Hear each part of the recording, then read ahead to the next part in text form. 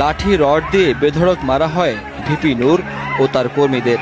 ডাকসু ভবনেও ইটপাটকেল ছোড়া হয়। সংগ্রামী ছাত্রনেতা যিনি ন্যায় বিচার, গণতন্ত্র এবং শিক্ষার্থীদের অধিকার আদায়ের জন্য জীবন বাজি রেখে লড়েছেন, যিনি একসময় নিঃশব্দ এক ছাত্র ছিলেন, আর আজ তিনি একটি জাতির কণ্ঠস্বর। বাংলাদেশের এক সাহসী নাম নুরুল হক নূর। নূর ঢাকার বিশ্ববিদ্যালয়ে ভর্তি হওয়ার পরেই তিনি সক্রিয় ছাত্র রাজনীতিতে যুক্ত হন।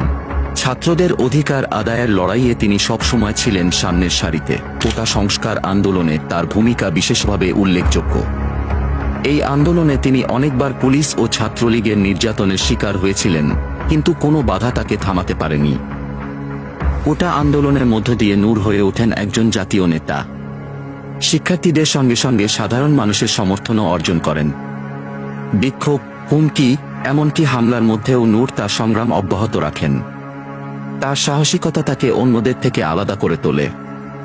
নুরুল হক নূর একজন সংগ্রামী নেতা হিসেবে বাংলাদেশে গণতন্ত্র এবং ন্যায় বিচারের জন্য লড়াই করে যাচ্ছেন। তিনি কেবল একজন ছাত্রনেতা নন, তিনি আজকের যুব সমাজের জন্য একটি আদর্শ। তার সাহসিকতা, নেতৃত্ব ও আত্মত্যাগ ভবিষ্যতেও সবাইকে অনুপ্রাণিত করে যাবে। নূর আমাদের শেখাচ্ছেন, যদি মন থেকে বিশ্বাস করি এবং সংগ্রাম করি, তাহলে ন্যায় ও সত্যের জয় অবশ্যই সম্ভব। শেখ হাসিনার ফ্যাসিবাদের বিরুদ্ধেও ধারাবাহিক হামলা মামলার পরেও কিন্তু আমরা আপোষ করি নাই। আমরা আপোষহীন সংগ্রাম চালিয়ে গেছি। কাজেই দৈনন্দিন কাজের উপরে যাদের জীবন নির্ভর করে, তারা রাষ্ট্র সংস্কার বোঝে না, তাদের পেটে ক্ষুধা। কাজে এই যে অভ্যুত্থান পরে একটা সরকার গঠিত হয়েছে, তাদের প্রথম এবং প্রধান কাজ হবে এই জুলাই গণ অভ্যুত্থানে আহত এবং নিহতদের ক্ষতিপূরণ, তাদের মূল্যায়নের পাশাপাশি এই খেটে খাওয়া মানুষ যেন স্বস্তির সাথে বাজার করতে পারে, স্বস্তির সাথে জীবনযাপন করতে পারে, তাদের যেন ক্রয় ক্ষমতার মধ্যে নিত্য প্রয়োজনীয় জিনিসপত্র থাকে, সেটি নিশ্চিত করতে হবে। দ্বিতীয় মুক্তির সংগ্রামেই জুলাই বিপ্লবে যারা শহীদ হয়েছে, তারা এই প্রজন্মের মুক্তিযোদ্ধা। যারা লড়াই করেছে, তারা এই প্রজন্মের মুক্তিযোদ্ধা। যারা শহীদ হয়েছে, তাদের প্রত্যেকের পরিবারকে মিনিমাম 1 কোটি টাকা করে সহায়তা দেবেন। শহীদ পরিবারকে সবাই ব্যবহার করেছে।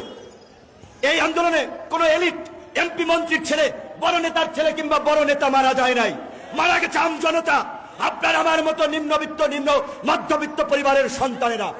কারণ তারা বাস্তবতা জানে, যখন 2 টাকা চালের দাম বাড়ে, 3 টাকা তেলের দাম বাড়ে, তাদের কষ্ট হয়। প্রতিবাদে তারা লড়াই রাস্তায় নামে, যেটা গত 1.5 দশকের ক্ষোভ এবং বঞ্চনার বহিঃপ্রকাশ এই জুলাই গণ অভ্যুত্থানের মাধ্যমে তারা দেখিয়েছে। কাজেই রাষ্ট্র পরিচালনায় এই সাধারণ আম জনতার অংশগ্রহণ নিশ্চিত করতে হবে।